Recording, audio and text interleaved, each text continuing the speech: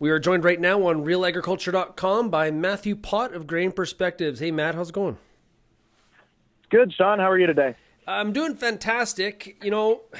I guess I'm going to earn a little bit more money in my savings account because this morning the Bank of Canada raised its benchmark interest rate by 1/4 point to 1% on Wednesday, and it's actually the second time this year. They raised it also in July, which was the first time in 7 years. What's going on here, Matt? Is the economy steaming ahead that good? The second time in 2 months, which is an extremely aggressive pace. The economy right now it's robust. I don't think there's a lot of argument around that. There's still questions about what interest rates will mean in the long run. But the way I like to look at it from the Bank of Canada's poker hand perspective, if you're Stephen Poles and you look at the facts, there's still a lot of global economic uncertainty in the long run. Sure, they're never really the time where there's not. But a part of me thinks that Stephen Poles is just taking this as, okay, well, if we're going to hike interest rates anytime, we may as well do it while we have a robust economy and get out of jail free card tomorrow, right? Let's take some sort of small hit today. Let's increase interest rates, and then tomorrow, if we need to cut interest rates again, we're giving that flexibility. I mean, when you look at it, we were sitting at a 0.5% overnight rate, and we were really taking away the potential as monetary policy for stimulus. In fact, we were seeing less of an effect from changing interest rates or lowering interest rates for stimulus. So that's a side note in a large part, but we can't forget the fact that the Bank of Canada is going to think big picture, long term. And it doesn't surprise me necessarily that they're doing this now. I would have thought that they would have at least waited till October.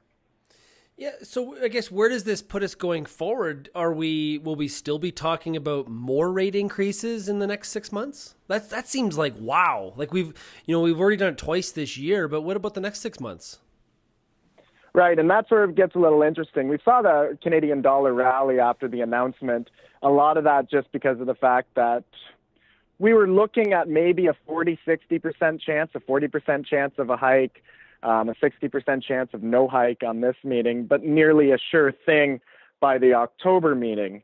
And I think we caught the market off guard that we did an interest rate hike today, but the tone of the announcement to me gives a little bit of indication that the Bank of Canada is going to kind of watch things for a while. Directly in the initial announcement that they sent out, they actually wrote that future interest rate hikes are currently undetermined and will depend on economic data coming in.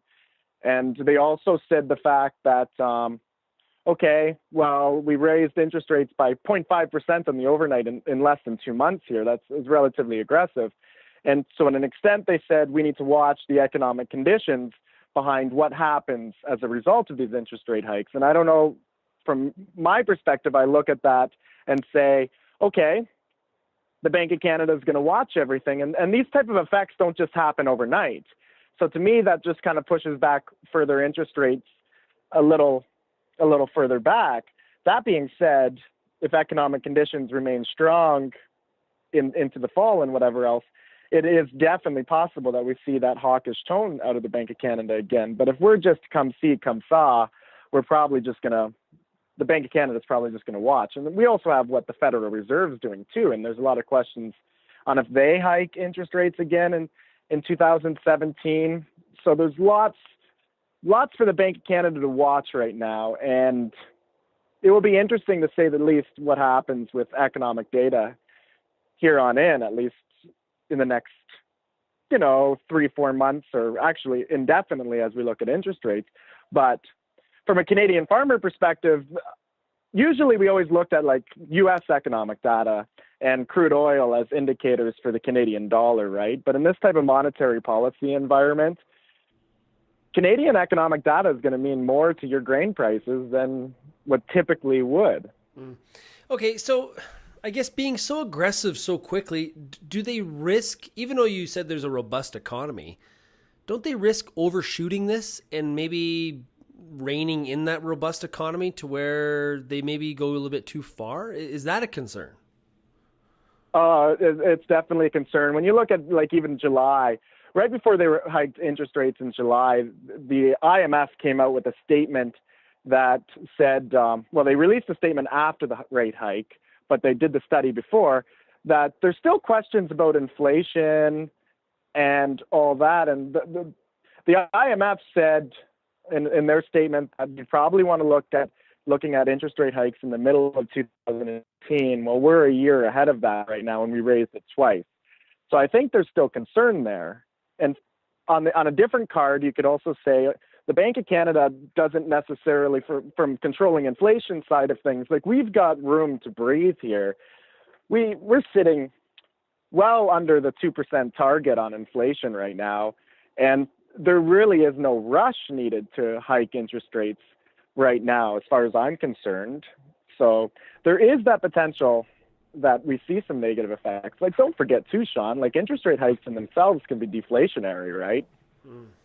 And we're in an environment where we've seen food deflation already. So like I just remember back to where we used to, during some of the market bubbles of the early 2000s, where we were watching what would Alan Greenspan do on pins and needles. It was like, it was like primetime TV.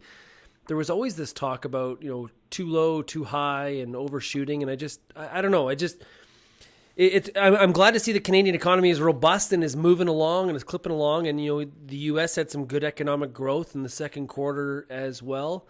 But we also don't want to there's a lot of people still struggling in some areas. We don't want to see that put a stop to it, right? We want that to continue clicking on.